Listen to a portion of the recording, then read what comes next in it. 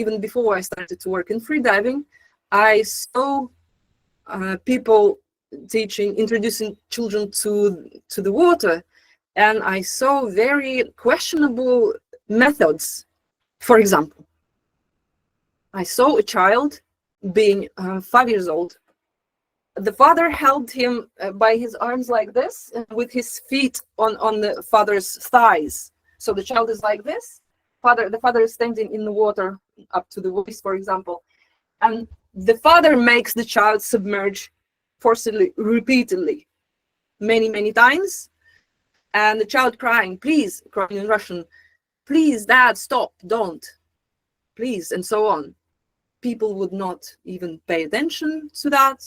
And then at some point, the child would stop crying and begging and only exhale, inhale, exhale, inhale. And supposedly that's what they were after. I saw babies more than once, babies, months old, weeks old, and a year old, let's say, yeah? Infants being also forcibly submerged in the water until the same point, breathing out in.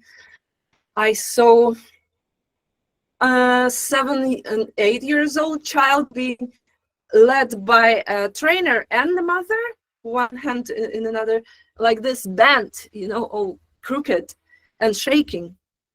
And the trainer says, see, it wasn't that scary, was it?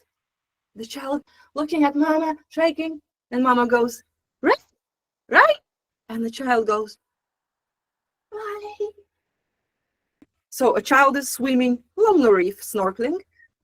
Trainer swims behind and presses, using their fins, presses the child, and the water submerges, let's say 1 meter, 1.5 meter, so that the child enjoys the view there at the reef.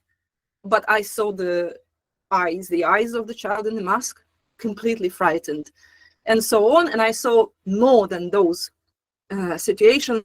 I didn't approach those trainers to argue with them, yeah, to tell them that those methods were questionable, because I realized that they firmly believed in their ways.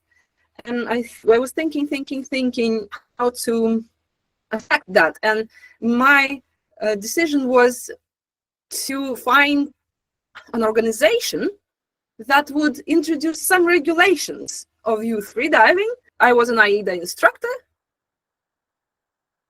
and I decided to approach my organization. Freediving did not become more regulated. It became less well regulated, because it became so much more popular.